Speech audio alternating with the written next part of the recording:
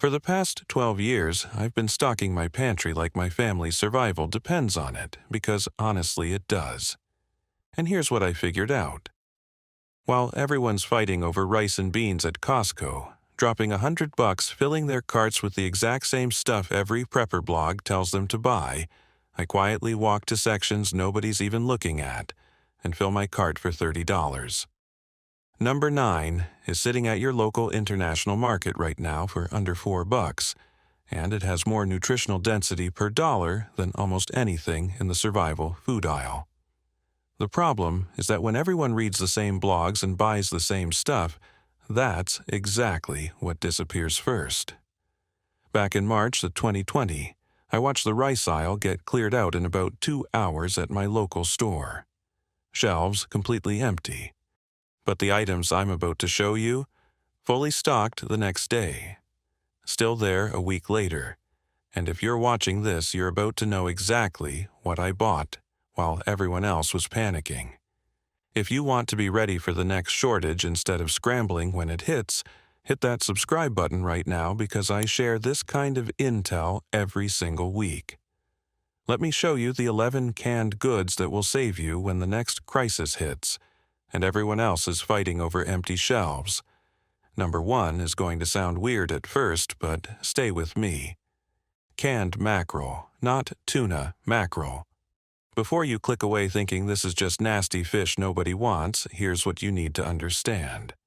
Mackerel has nearly twice the omega-3s of salmon, more protein per can than tuna, and costs about a third of what quality canned salmon runs you. And here's the kicker. Nobody buys it. Last February, during a winter storm that knocked out power in my area for 6 days, I went to check on my elderly neighbor. She had 12 cans of tuna, all expired. Tasted like metal, made her sick. I opened a can of mackerel I'd had for 3 years. Tasted perfect. We ate it with crackers and some hot sauce I had. She couldn't believe something that cheap tasted that good. Here's what I do. I drain it, mix it with a little mayo or mustard, put it on literally anything. Crackers, bread, rice, straight out of the can if things are really bad. A single can has about 20 grams of protein and runs you about $1.50 at most grocery stores. Compare that to freeze-dried survival meals that give you maybe 12 grams of protein and cost $8 a pouch. Do the math. And here's why this survives every shortage. The prepper community has this obsession with tuna. Every single checklist says tuna, so that's what vanishes. Mackerel sits there untouched because most people have never even tried it. Look, food prices are climbing faster than most people's paychecks, and one bad storm or supply chain hiccup can wipe out your local store in hours. I've done all the research and math for you, and put together a free emergency pantry blueprint that lists the exact items to stock, where to find them cheap, and how to store them so they actually last. It can feed a family of 4 for 2 weeks and costs less than most people spend on a single grocery run. You can grab it free at the link in the description so you can stop worrying about the next crisis and start actually being ready for it. Number 2 is something you walk past every time you shop and never think twice about. Canned coconut milk. The full-fat kind, not the light stuff. Here's what nobody talks about. In a real shortage situation, your body doesn't just want fat, it needs it. Your brain is 60% fat. Your hormones are made from fat. You cannot survive on lean protein and carbs alone without your body starting to break down. I learned this the hard way during a 2-week power outage 3 winters ago. We had plenty of food, but it was all lean. Canned chicken, tuna, beans, rice. By day 9, I felt like my brain was in a fog, couldn't think straight. My wife had the same thing. We opened a can of coconut milk, heated it up with some rice and a little sugar. Within an hour, we both felt sharper, not placebo, real. 1 can of full-fat coconut milk has about 50 grams of fat. That's what your body is begging for when things go wrong. Here's what I do with it. Add it to rice while cooking for flavor and calories. Mix it into coffee if you run out of creamer. Drink it straight if you're desperate. A can runs about $2 at most stores, maybe $1.50 at Asian markets.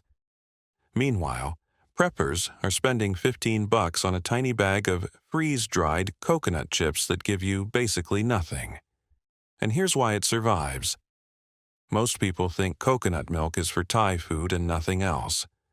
They have no idea it's a survival staple. So when the panic buying starts, it just sits there. Number 3 sounds boring, but it's absolute gold. Canned tomato paste. Not sauce, not diced tomatoes. Paste. Here's the insight most people miss. Tomato paste is concentrated. One tiny 6-ounce can equals about 3 or 4 cans of regular tomato sauce in terms of flavor and nutrients. And it has something most canned goods don't. Lycopene. A ton of it. Lycopene supports your immune system, which is exactly what you need when you're stressed, eating subpar food, and trying not to get sick during a crisis. Here's a story. Last summer, I helped a buddy stock his pantry. He bought 20 cans of tomato sauce. I bought 20 cans of tomato paste. Cost me half what he spent and took up a quarter of the space.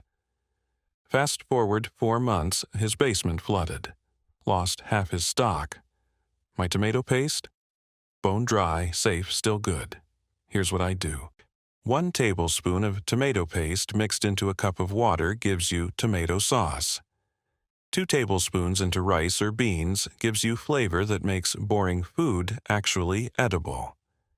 Food monotony is real. It causes decision fatigue. Boring food makes you stupid when you need to be sharp. A 6-ounce can cost about 80 cents. You can store 50 cans in the space it takes to store 12 cans of sauce. And when the next shortage hits, people rush for sauce and diced tomatoes because that's what recipes call for. Tomato paste just sits there waiting for people who actually know what they're doing. Number 4 is going to surprise you. Canned pumpkin. Pure pumpkin. Not pie filling. Just pureed pumpkin. Before you think this is only for Thanksgiving pies, let me blow your mind. Canned pumpkin is one of the most nutrient-dense foods you can buy for the price. Loaded with vitamin A, fiber, potassium. 1 cup has more fiber than 2 cups of oatmeal. And here's what makes it genius. It's insanely versatile. I opened a can from 4 years ago last month. Tasted perfect. During a long winter when our grocery budget got crushed by unexpected bills, I started adding pumpkin to everything. Mixed into oatmeal, stirred into soups, baked into bread, blended into smoothies. My kids had no idea. They just thought everything tasted slightly sweeter and richer. Here's what I do now. Keep a case of it in the pantry year-round. A 15-ounce can runs about $1.20. Compare that to survival food companies selling pumpkin powder for $12 that tastes like cardboard. And here's the shortage proof. Canned pumpkin only gets attention in October and November. The other 10 months of the year it's invisible. Next crisis, you'll walk right past pallets of it while people are fighting over canned corn. Number 5 is something most Americans have never even seen. Canned lychee. You'll find it at Asian grocery stores. Sometimes the international aisle at regular stores. Here's why this matters. Lychee is packed with vitamin C. 1 serving has more vitamin C than an orange. In a stressful survival scenario, your body burns through vitamin C faster than normal. You need it to fight off illness, to heal, to keep your immune system working. Last year, during a bad flu season, I had a friend who stocked 0 fruit. Nothing. 2 weeks into quarantine, his gums started bleeding. Classic scurvy symptoms. I'm not making this up. I brought him 3 cans of lychee. Problem solved in days.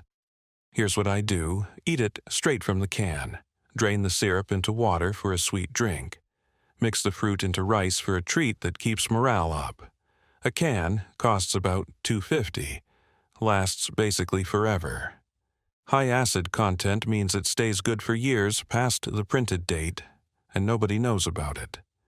Walk into any Asian market during a shortage, and the canned lychee aisle is completely untouched, while the canned peaches and pears are gone. Number 6 is the ultimate cheat code, and I'm surprised more people don't talk about this. Canned butter, yes. Butter in a can. Red Feather is the main brand. It's real butter, shelf-stable, lasts years without refrigeration. Here's what you need to understand. Fat equals morale. When you're eating bland survival food, a little butter makes everything better. Rice with butter tastes like comfort food. Beans with butter actually taste good. I keep 6 cans of this in my pantry at all times. During a power outage 2 years ago, we had no fridge. Everything dairy spoiled. Except I had 2 cans of Red Feather butter. We made pancakes, buttered bread, cooked eggs in it. Felt like we were living normal while the neighbors were eating cold cereal. Here's what I do. Treat it like gold, don't waste it. Use it to make cheap food taste expensive. A can runs about $8 and contains 12 ounces. Sounds pricey until you realize regular butter spoils in days without power, and this lasts decades. And here's why it survives shortages. Most people don't even know it exists. It's not in regular stores. You have to order it online or find it at specialty prepper shops.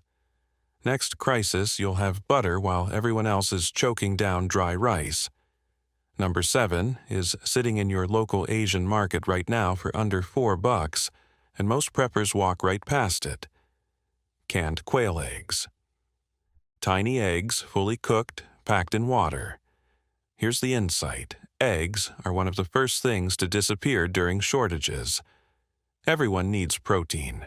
Everyone knows eggs. Shelves empty in hours. But canned quail eggs? Sit there forever. Last March, I watched people fight over the last carton of regular eggs at my store. Screaming. Actual screaming. I walked to the Asian market a mile away. 30 cans of quail eggs. Nobody even looking at them. I bought 10 cans for $35. Here's what makes them genius.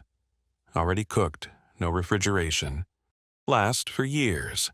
A single can has about 15 tiny eggs. That's a full meal's worth of protein. Here's what I do. Toss them in ramen, add them to rice. Eat them cold with a little soy sauce. They taste like regular hard-boiled eggs. A can costs about $3.50. Compare that to freeze-dried eggs that cost $20 and taste like rubber. And here's your shortage insurance. Quail eggs are ethnic food to most Americans. They don't even register as an option. You'll have protein while your neighbors are desperately trying to raise backyard chickens. Number 8 is something you probably think is just for baking. Canned evaporated milk. Not condensed, evaporated. Here's what changes everything. Evaporated milk is basically shelf-stable cream. It has 60% of the water removed, which means it's concentrated nutrition. 1 can has about 17 grams of protein and a ton of calcium, and it's incredibly versatile. 3 years ago, during a week-long ice storm, we had no power and no fresh milk. My kids were losing their minds. I mixed evaporated milk with water. Tastes almost identical to regular milk. Put it in their cereal. Baked with it. Made hot chocolate with it. They never complained once. Here's what I do now. Stock 20 cans minimum. Mix 1 can with 1 can of water to make milk. Use it straight in coffee for richness. Add it to soups and stews for calories and flavor. A can costs about $1.30. Lasts years. And here's why it survives. People only think of it for pumpkin pie. They grab regular milk out of habit and don't even see evaporated milk as an option. Next shortage, you'll have milk for months while everyone else is rationing.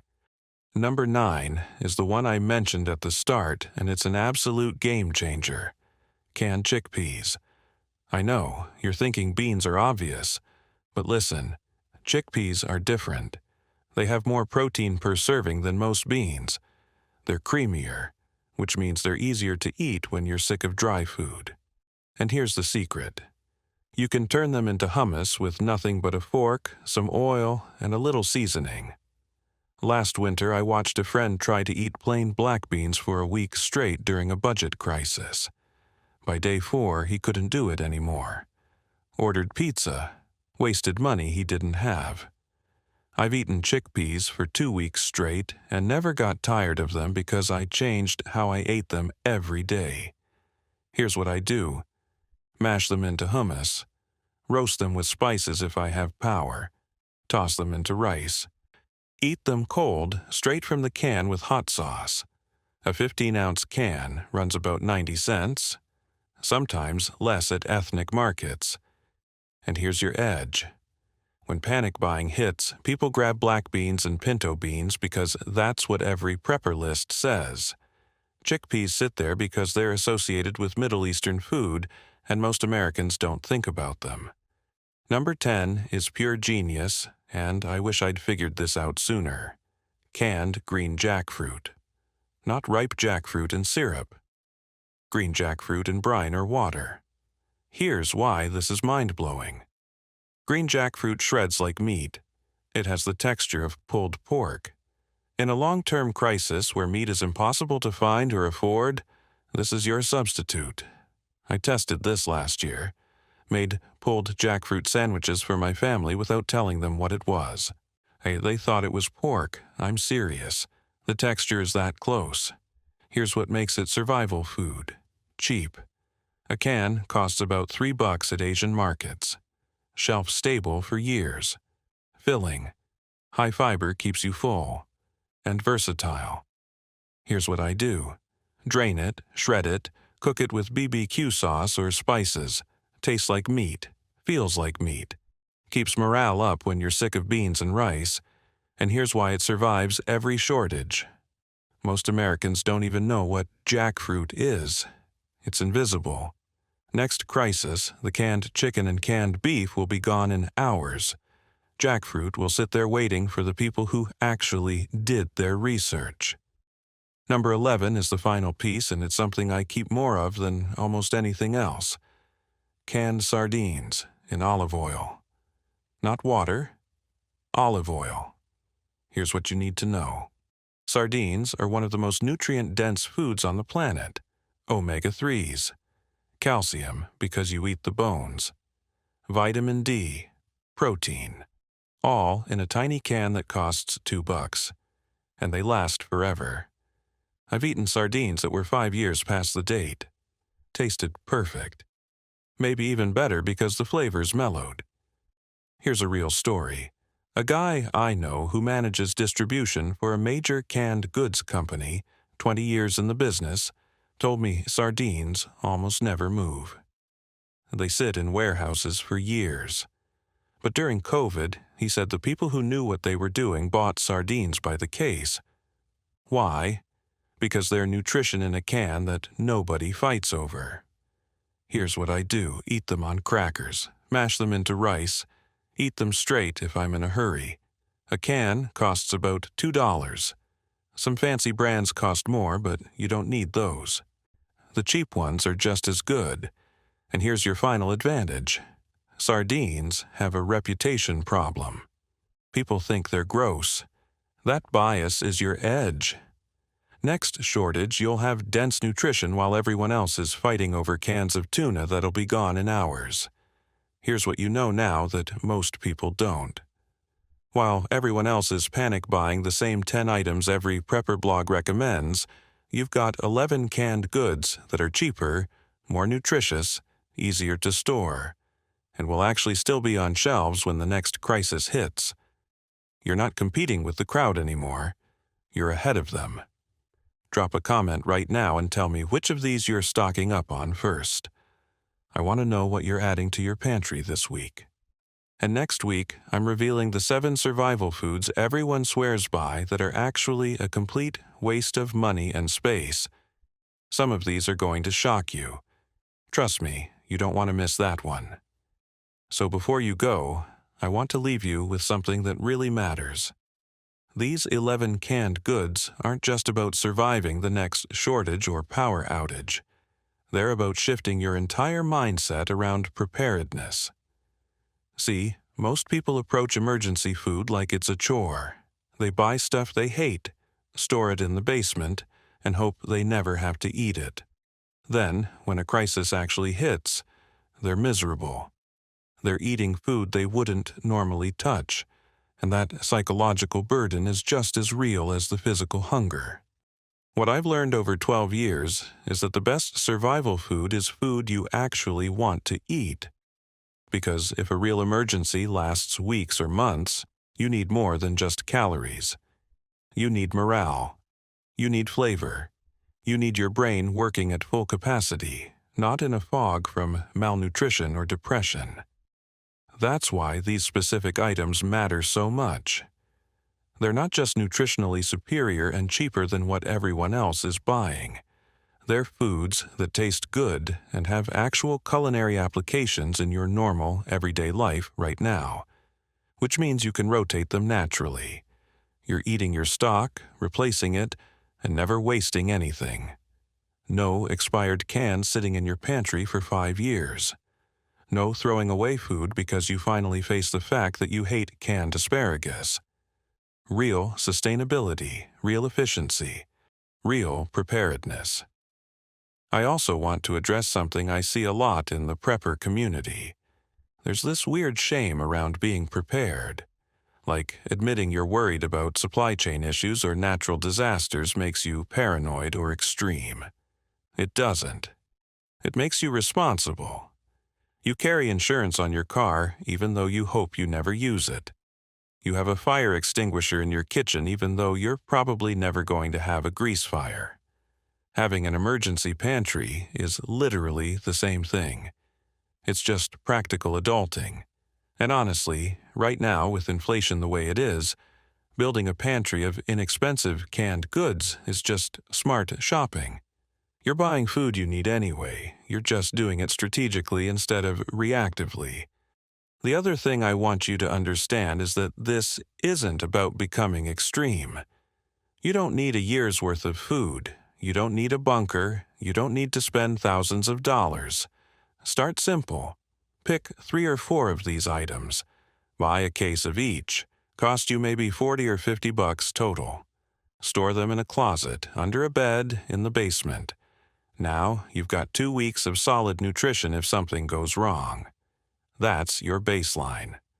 From there, you can expand slowly as your budget allows. Build it over months, not weeks. Make it part of your regular shopping routine. And here's something nobody talks about. The peace of mind is worth more than the food. When you know you have a solid backup plan, you stop living in that background anxiety about what happens if something disrupts the system. You sleep better. You make better decisions. You're not stressed about what you'd do if the power went out tomorrow. You already know. You've got it handled. That mental clarity spills over into every other area of your life. I'm not exaggerating when I say building a pantry changed how I approach problems in general. It's like financial insurance. You just feel safer.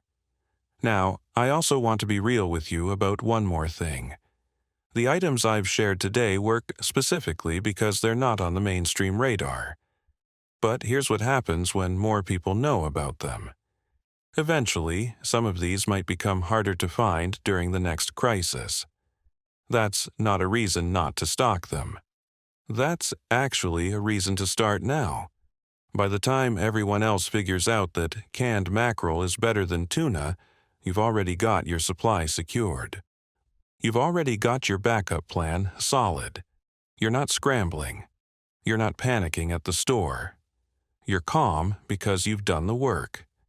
This is also why I update my pantry strategy constantly.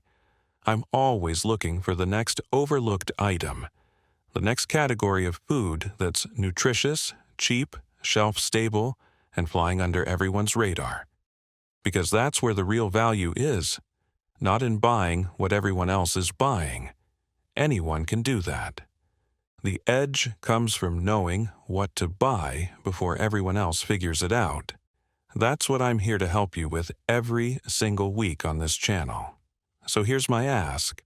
If this video helped you think differently about emergency preparedness, about how to build a realistic pantry that actually serves you, instead of just sitting in your basement collecting dust, hit that subscribe button.